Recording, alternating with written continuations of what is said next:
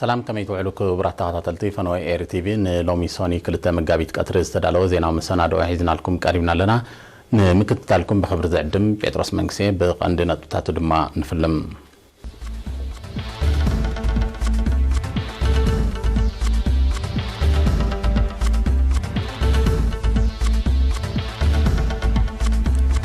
زرواندا كلتشن عسران بعوت ايرتراوناتنا التسفات انتزازيمو أما حدار النوزوبات صورنا مسز بياب تقبار مدبات لمعات زهتيو من محدار كتما باتع وعلى طريتا كابابيا كايدو تركي بزكايدو تدبدب وحدو عسر جعات وتادرات سوريا قتيلا بريطانيا بمعرب أفريقيا تقبرو وتادرو من قصاص كم تحيلو قليتا عدش قدم المنستر العراق محمد توفيق علاوي بولنتو سلطانو قليتو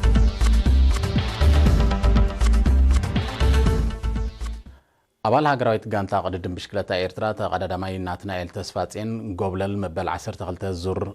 رواندا كدتشن عسران كوينو بزيك هذه تقدماي ناتنا البلوت من سي تقدماي نايتي بعلماو محور قدم بشكلتا UCI ناي كلتنت بحاد درجة توهبو ودرب مقانون درب عوتا مزجيب الله أبزي كاب عسران سلسلة لكاتيت كسب حاد مجابيت غتصلن شمونت مدرخة زتقللن ودر نعسر تشدشتها هاجروين جانتاتن أبي كردم شغلتا جنون سمزلوان كلباتن زوكولو لعلي 7 قدادن تيوم تساتيفهم أبزي نصمن مملات زغتصلن شمونت 289 كيلومتر شفنن ودر تساتفتن بأصل تاني سامسون سولومون تقلن هاجرويت جانتا كردم شغلتا إيرترا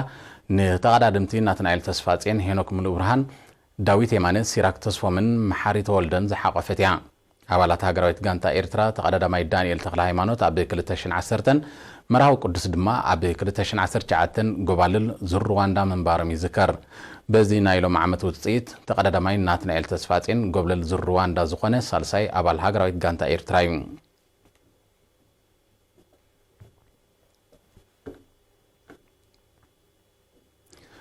أبي نوزبات صورنا أبي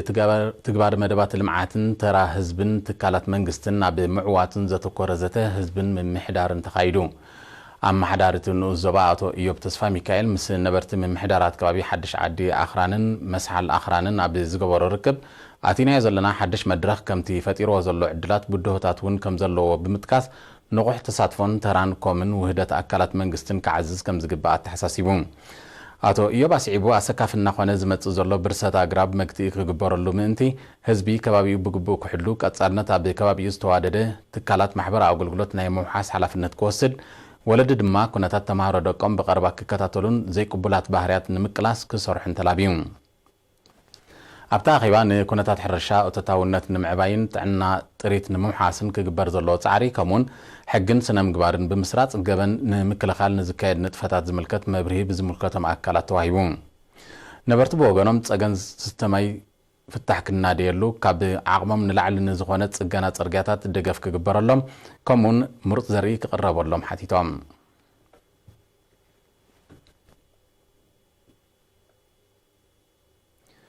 من محدار كتما باتع أبي حلوات ريتا أكبابن تتكامنت عين مدري أبي عدتاتن ذات كورة وعلا بعشران شدشان لكات تاكايدون اتي وعلا بسنكي قلت نتصهنا زسعب حمامات نمقدالن مكلا خالن كايدون نتصنحو نتفتات بمقمقام أبي كلتشن عسران كتقورو تتحيزو مابزلو حمامات نمزتايز علميون أبتقات أمي أبي أقداس نتصريتا كبابي دحر بايتا كوم زمرحا حبراو تصريت كومون بكلام مايكوعتاتن قماقم بحرن أبي هيوتاو بزحنة زسعبو هاسيا بزملكت بكيلاتات تعنا سفح مبريتو هايبون أبي كتما باتع كابي كلتشن تشعتن بسفحيز تاتاتو كوم زسارتو حالوا كبابي أو تصريت أبي مرقات وحسنة تعنا حبرات السبع عزا بركتو كقبر متصنحو كقلتن كله أبي كلتشن عسران اتمدب بملو النت نخط كبر بزبلت أكسر رحمة زخاخر غريبون أما حدار من محدار كتما باتع أتو هايلا أصفها بزسمعو قال تعنا كيو حاسكاز سلاسل مدبات لمعاتن زمت معبالن سلزيله زيتوت أنا مدبات نمعوات من محدار كتما كاب قدام النتاتو سريعو كلو كابو زحتت كمال زلو قرب النتا الرقاقيسون أتو هايلا سعيبو من محدرتي كبابيتاتن مرحتي الزوناتن نتي مدبات العلا قلبو هيبوم عقمتاتهم كقوسا قسلو الزخاخيرون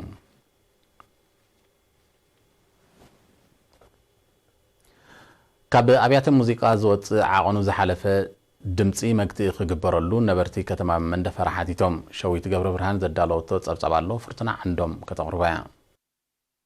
ካብ ኣብያተ ሙዚቃ ዝወፅእ ዓቕኑ ዝሓለፈ ድምፂ መግፅእ ክግበረሉ ነበርቲ ከተማ መንደፈራ ሓቲቶም ከምቲ ናይ ብከላ ማይን ኣየርን ብከላ ድምፂ እውን ሳዕቤናቱ ቀሊል ስለ ዘይኮነ ቆላሕቲ ክግበረሉ ዝተማሕፀኑቶም ወሃብ ትርኢቶም ጨንፈር ሕግን ስርዓትን ንኡስ ዞባ መንደፈራ ስርዓት ከትሕዞ ተማሕፂኖም ኣብ ገለገለ ትካላት ኣብቲ ውሽጢ ኢኻ ሙዚቃ ዝሰምዖ ኣብ ገለገለ ትካላት ዘለዋ ግን ኣዝዩ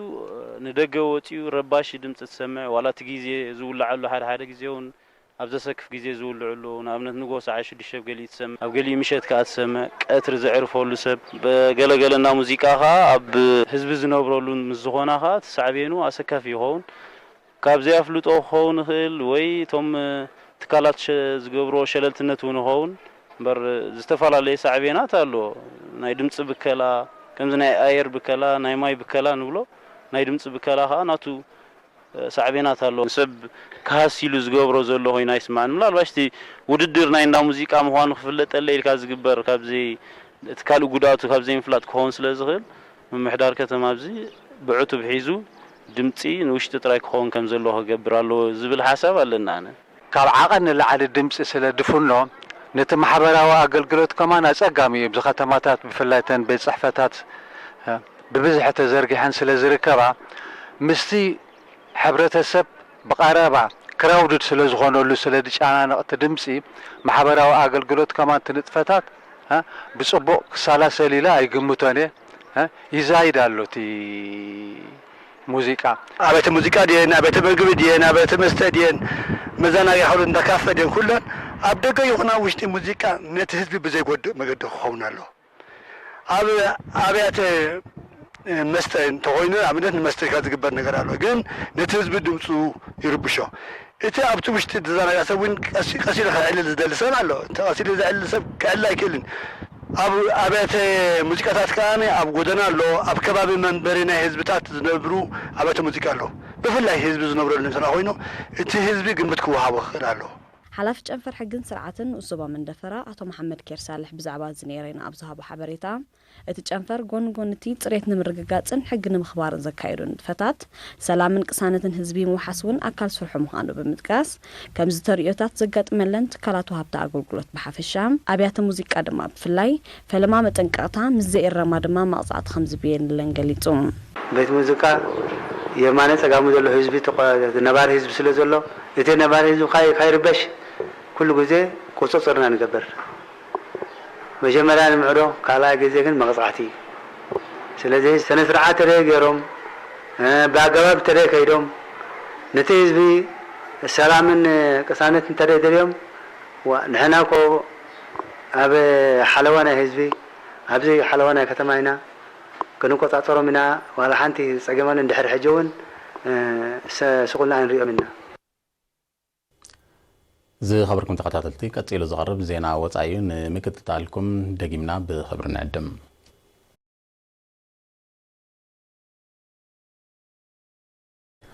ቱርኪ ብሓደ መጋቢት ኣብ ሶርያ ብዘካየደቶ ደብዳብ ብውሕዱ 19 ወታደራት ሶርያ ከም ተቐትሉ ሓቢራ ብዘይካ ሰራዊት ቱርኪ ክልተ ነፈርቲ ውግእ ሶርያ ወቂዑ ከም ዘወደቐ ገሊጹ ኣሎ ቱርኪ ነዚ መጥቃዕቲ ዘካየደት ሰራዊት መንግስቲ ሶርያ ب27 ለካቲት ኣብ ዞባ ኢድሊብ ዘካየዶ ደብዳብ ነፈርቲ 34 ወታደራት ድሕሪ ምኽሳራ እዩ እዚ ከምዚ ኢሉ እንከሎ ቱርኪ ኣብ ሶርያ ተካይዶ ዘላ ወታደራዊ ስጉምትታት ብሰፍሒ መልክዑ ክትቅፅሎ ምዃና ትገልጽ ብምህላዋ ኣብ መንጎ ክልቲአን ሃገራት ተፈጢሩ ዘሎ ወታደራዊ ወጥሪ ናብ ክፉት ኩናት ከየምርሕ ከም ዘስግእ ወታደራውያን ተንተንቲ ይእምቱ መንግስቲ ሶርያ ንጸጥታዊ ምኽንያት ብክልል ኣየር ሰሜናዊ ምዕራብ ሃገሩ ንዝካየድ ዝኾነ ዓይነት በረራታት ከም ዝኣገደ ብ29 ለካቲት ኣብ ዘውፅኦ መግለፂ ምሕባሩ ይፍለጥ በዚ ዝተጠቕሰ ክልል ኣየር ኣብ ልዕሊ ዝንቀሳቐሳ ነፈርቲ ይኹና ሰብ ኣልቦ ነፈርቲ ስጉምቲ ክወስድ ምዃኑ እዩ ሰራዊት መንግስቲ ሶርያ ኣጠንቂቑ ዘሎ እዚ መጠንቀቕታ እዚ ብቐንዱ ናብታ ኣብ ልዕሊ ሰራዊት መንግስቲ ሶርያ ደብዳብ ተካይድ ዘላ ቱርኪ ዝቐንዕ ምዃኑ እዮም ምስቲ ከባቢ ቅርበት ዘለዎም ተንተንቲ ዝሕብሩ ኣብ ጎኒ መንግስቲ ሶርያ ተሰሊፋ ዘላ ሩስያ ብወገና ኣብ ልዕሊ ወታደራዊ ማዓስከራታት ዝካየድ በረራታት ሰብ ኣልቦ ነፈርቲ ዛይዱ ከም ዘሎን ንሓያሎ ወቂዓ ከም ዘውደቐትን ክትገልጽ እንከላ ኣብ ልዕሊ ዕላማታት ሰራዊት ሶርያ ድማ ብሰብ ኣልቦ ነፈርቲ ተኸታታሊ መጥቃዕትታት ከም ተኻየደ እትሕብር بريطانيا شبراوያን ንምቅላስ ኣብ ዞባ ምዕራብ ኣፍሪካ ትገብሮ ወተሃደራዊ ምንቅስቓስ ከተሕይሎ ምዃና ኣፍሊጣ እታ ሃገር በብእዋኑ ኣብ ስልጠና ዝነጥፉ ወተሃደራት ክትልእኽ ምጽናሕ ዝፍለጥ ኮይኑ ኣብዚ ዓመት እዚ ብቃዋምነት ዝነጥፉ ኣስታት 250 ወተሃደራት ናብ ማሊ ከተዋፍር ምዃና ትገልጽ ዘላ ኣብ ዞባ ምዕራብ ኣፍሪካ ተኸሲሱ ዘሎ ጸጥታዊ ዘይምርግጋእ ብኣግኡ ምስ ዘይግታእ ኣሉታዊ ሳዕቤናቱ ቀሊል ከም ዘይከውን እተጠንቅቕ ብሪጣንያ ሽበራውያን ንምቅላስ ኣብቲ ዞባ ኣብ ዝካየድ ንጥፈታት ተረኣ ክትጽዋት ምዃኑ ሓቢራላ ይኹን እምበር እዚ ብሪጣንያ ተወስዶ ዘላ ወተሃደራዊ ተልእኾ ንኹነታት ምዕራብ ኣፍሪካ ከመሓይሾ ከም ዘይክእል ኪላታት ብኣግኡ ይምትለዉ ኣብቲ ዞባ ብሓፈሻ ማሊ ድማ ብፍላይ ተዋፊሩ ዘሎ ሰራዊት ዓቃብ ሰላም ዛጊት ዝተጻወተ ተራ ከም ዘየለ ይግለጽ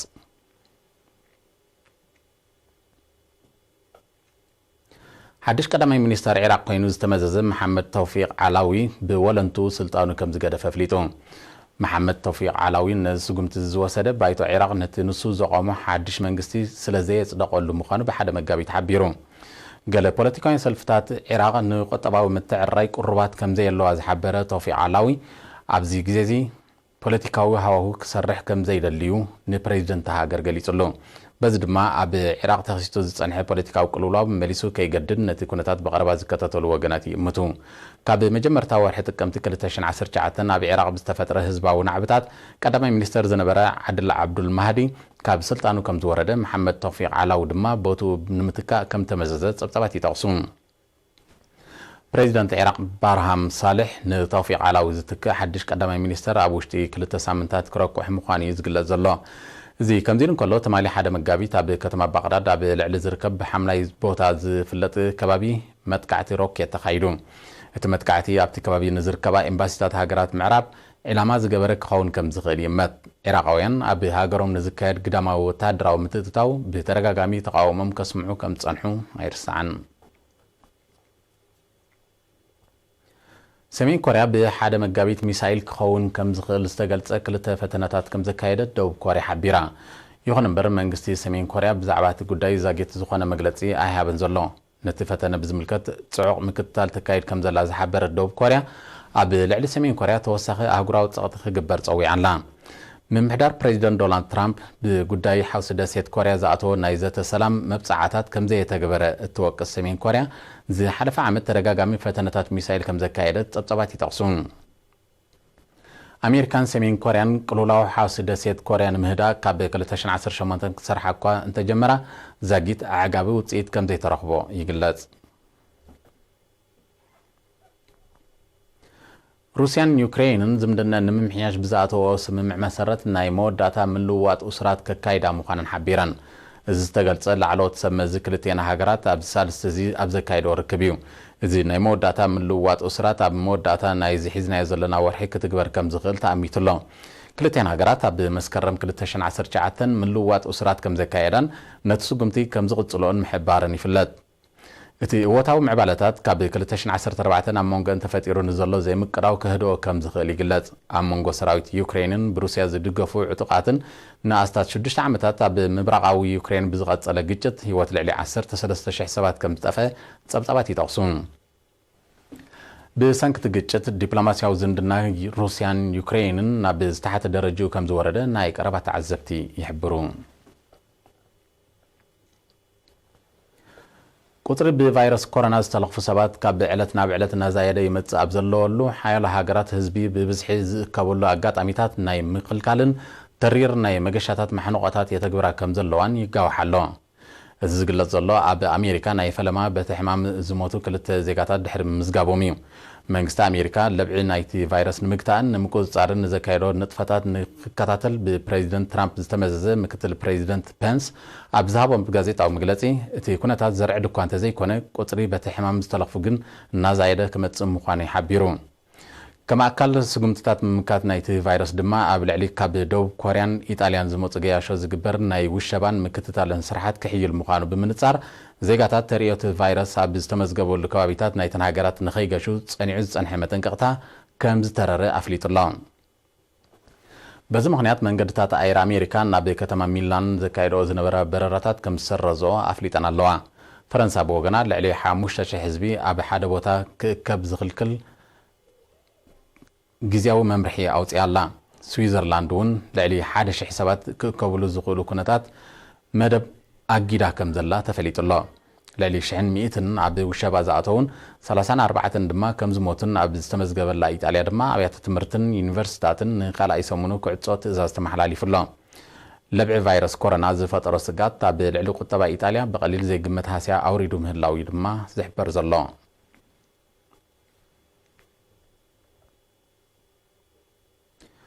ፕሬዚደንት ኣፍጋኒስታን ኣሽራፍ ቃኒ ነቲ ብ29 ለካቲት ኣብ መንጎ ኣሜሪካን ጉጅለ ጣሊባንን ናብ ዝተኸተመ ናይ መወዳእታ ስምምዕ ሰላም ንዝሰፈረ መንግስቲ ኣፍጋኒስታንን ጉጅለ ጣሊባንን ናይ እስራት ምልውዋጥ ከካይዱ ዝብል ቅድመ ኩናት ከም ዘይቅበሎ ኣፍሊጡ በዚ ድማ ነቲ ንልዕሊ 18 ዓመታት ዝቐጸለን ህይወት 10ታት ኣሽሓት ኣፍጋናውያን ዝቐዘፈን ግጭት ኣፍጋኒስታን መኸተምታ ክገብር ልዑል ትፅቢት ተነቢሩሉ ዘሎ ስምምዕ ሰላም ዕንቅፋት ከየጋጥሞ ስጋት ኣሎ ፕሬዚደንት ኣሽራፍ ቃኒ ብሓደ መጋቢት ኣብ ዝሃቦ ጋዜጣዊ መግለጺ ከም ቅድመ ኩነት ናይቲ ኣብ መንጎ መንግስትን ጣሊባንን ክበጋገስ ዝድለ ዝርብ ሰላም መንግስቲ ኣፍጋኒስታን 5000 ኣብ ትሕቲ ቀይዲ ዝርከቡ ኣባላት ጣሊባን ነፃ ከም ዘይለቅቕ ብምንጻር ምምሕዳር ፕሬዚደንት ትራምፕ ኣብ ዘተ ሰላም ኣፍጋኒስታን ካብ መንጎኛ ሓሊፉ ዝፃወተ ተራ ከም ዘይብሉ ፍሊጡ እቲ ኣብ ከተማ ዶሓ ቀጠር ዝተኸተመ ስምምዕ ከም ኣካል ስጉምትታት ምንዳቕ ምትእምማን ዝመጽእ 10 መጋቢት ኣብ መንጎ መንግስቲ ኣፍጋኒስታንን ጣሊባንን ምልውዋጥ እስራት ከካይዱ ዝብል ነጥቢ ይርከቦ እንተኾነ ግን ኣፈኛ ጣሊባን ኣብ ዝሃቦ መግለጺ ኣብቲ ስምምዕ ዝኸተመ ወኪሎም ሙላዕ ዓብዱልቃኒ ኣብቲ ስነ ስርዓት ዝተሳተፉ መራሕትን ወኪላትን መንግስታትን ሃገራትን ርክባት ከም ዘካየደ ብምሕባር ነቲ ዝተበጽሐ ስምምዕ ዘለዎ ደገፍ ከም ዝገለጽሉ ኣረዲዩ በዚ ዝተኸተመ ስምምዕ መሰረት ኣሜሪካን ብኣ ዝምራሕ ኪዳን ሰሜን ኣትላንቲክ ኔቶን ኣብ ውሽጢ 14 ዋርሕ ኣብ ኣፍጋኒስታን ኣዋፊሮሞ ዘለዉ ልዕሊ 30,000 ሰራዊት ብምሉእ ከውፁ ጸጥታዊ ውሕስነት ኣፍጋኒስታን ንምርግጋጽ ምእንቲ ክከኣል ድማ ጣሊባን ነብሱ ካብ ኣልቃዒዳን ዳዕሽን ኣግሊሉ ዘካየዶ መጥቃዕታት ደው ከብል እዩ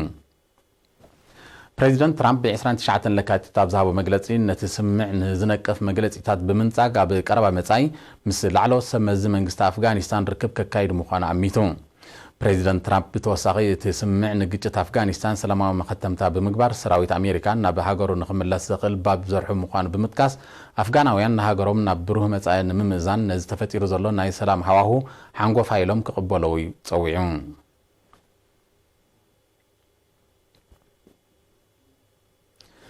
ክቡራት ተዓዘብትና ንሎም ቀትሪ ዝተዳለወ ሓፈሻዊ ዜናዊ መሰናድኦ ኣብዚ ተዛዚሙሎ ስለምክትታልኩም ኣመስግን ብወገነይ ብሩኽ መዓልቲ